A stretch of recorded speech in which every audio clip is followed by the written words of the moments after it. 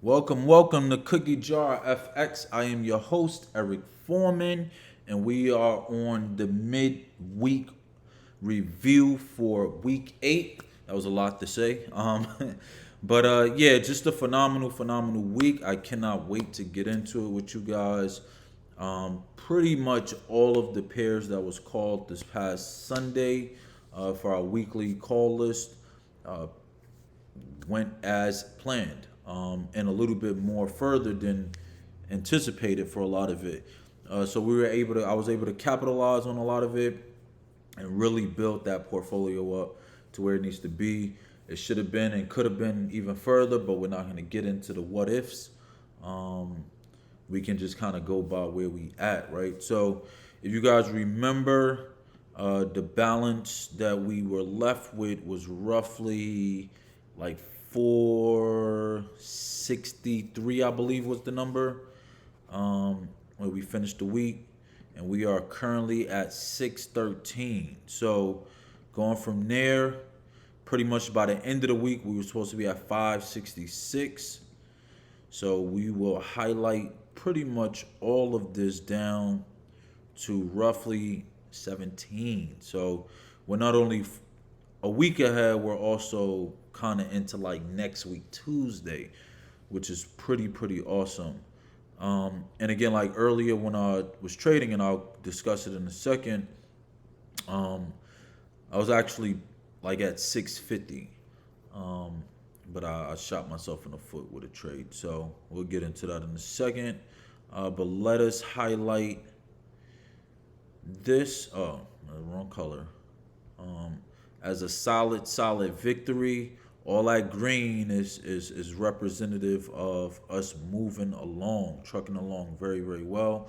Again, the goal is to get back to that $1,000 mark and then start building that account back in the positive.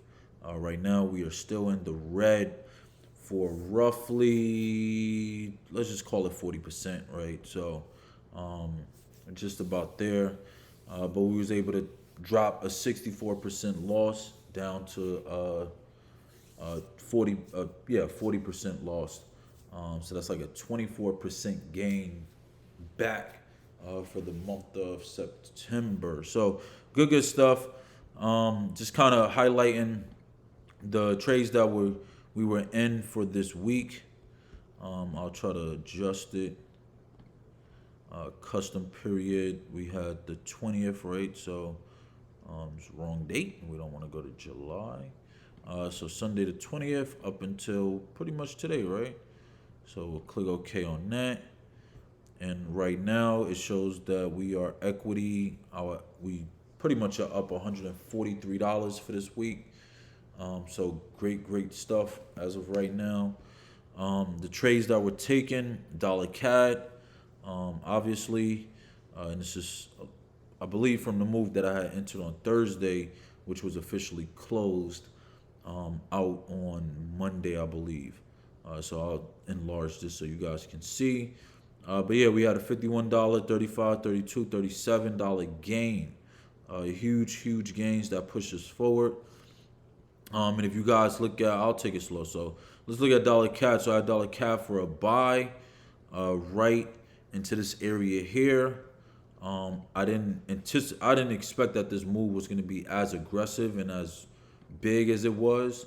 And instead of me actually trailing the move, I ended up closing it out too early, and the move obviously continued onward. So let's say I closed out roughly in this area. I still left about another 130 pips on, which hurts because I had roughly about what, point 20 or something on the trade. Five. Hold on. Yeah, 5. Yeah, I had a point 20, so another 130 pips would have roughly been close to $260 in profit had I just stayed still in the move. Um, but again, like I was anticipating a break of the 8. I didn't think that we would be trying to reach this weekly 50 so quickly. But hey, you get what you get, and that's usually how the cone trades go too. Like sometimes it'll break aggressively to reach that 20 MA, Sometimes it may take 2 bars. So I thought maybe it'll go into next week, but I didn't want to drag the trade out too long and then be shot on the wrong side. So that went well, and then I got into Dollar Cat again for a buy. I mean, not for a buy, for a short, thinking that maybe it was too extended. Ended up losing that. Lost again, and then got into Pound Aussie for a buy, which was one of our Market Watch list picks too, and that was phenomenal. But again, left the move too early. So remember, target was at least to the 50 fib level, which is this last line here. It didn't quite reach there, so I took profit a little early, but it ended up blasting up even further over 120 pips.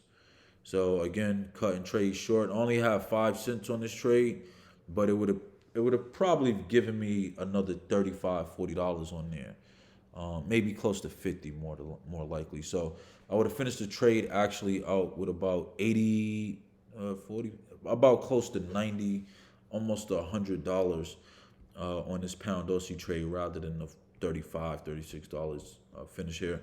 So anticipation is that it's going to probably hit the 50, and then we'll probably look at some reversal opportunities there for a pullback or so. But as of right now, I left the train. I got off the train too early. Got some profit. I think I closed out with about 60 pips on that trade. But yeah, it blasted a lot further. I could have again trailed my position in this and would have never actually been stopped out. So I would have been okay. So that was that, and then Pound New Zealand, got into that. Made a nice profit on that real quick. And then tried to get into Euro Dollar for a buy, which was a bad mistake. Thinking that maybe it was going to reverse, and that didn't happen. Luckily, I closed the trade early. But again, my behavior decided to get into the trade again. And Euro Dollar, as you guys know, I've been chasing this trade for weeks. This drop that I've been calling, expecting to break at this low. So I seen it. I didn't want to take the chance on it this week. So that's the reason why I didn't pick this for one of my market watch lists. But I did have my eyes still on it because the break of this low would have caused an automatic continuation to the downside, which we ended up getting. And yeah, it was gone. So I tried to trade it for a long, a little earlier, like right into this area, and or I got into this bar, immediately got into profit, but didn't close, thinking that maybe we'll possibly see a move to the upside still, and that did not happen. So yeah, just took 2 big hits on that. Pretty much eating the profit and then some from my Pound New Zealand trade, and a little bit of my Pound Aussie trade. So yeah, you just give and take, but stick with the trades that I pick, as well as sticking with some solid strategies, because that me even jumping in there made no sense because it ain't a part of any strategy that I utilize. So again, our calls was Dollar CAD going long. We see where that went. Called Pound Aussie going long. So took that. But of course cut it too short. Pound New Zealand going long. Even bigger move. So took that. Was able to catch that real early on from the beginning. Ended up cutting it too short though. Thinking that we was gonna possibly pull back, and I got out really after this bar, so I didn't even give it no real steam or time, knowing that it was gonna go further up too. And then all of the yen pairs, pretty much was super strong. So Euro yen, a huge drop to the downside from what we call, and then Aussie yen, same thing. So nice little decline. And remember, we talked about that cone trade, meeting it at the 20 possibly. and it dropped. So yeah, phenomenal week still. $143 and profit for this week. I'll take it. Um, the week isn't over. We are just on Wednesday. I don't have any particular moves that I'm looking at right now because most of the moves kind of transitioned and made its activity Monday, Tuesday, and today. Uh, yeah, Monday, Tuesday, and Wednesday. I believe today's Wednesday, if I'm not bugging. Yeah, Wednesday. It says right there. Um, so yeah, a lot of the moves kind of already made its transition. If there are going to be any opportunities, it's going to be from pullbacks or retracement levels and stuff like that.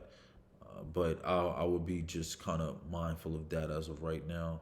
So yeah, just taking it slow, being smart, trying not to be greedy, trying not to be silly, and give back most of my profit.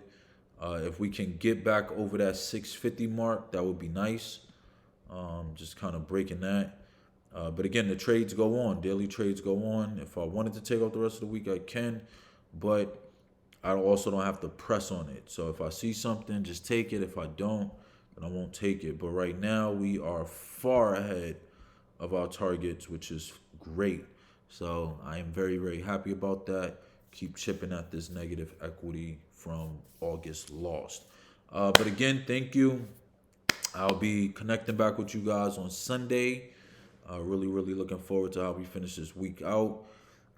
Please subscribe, hit that like button, share it with a friend, a family, a fellow trader. Really, really get the information out there for those that are actively trading.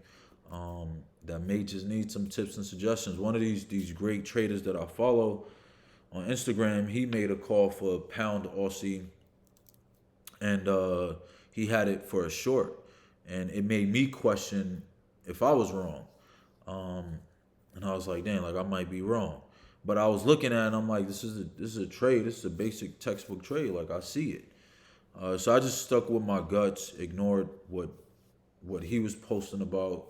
Although he has thousands of followers, and I just stuck with my guns. And he had to be honest about like, hey, it was a bad call.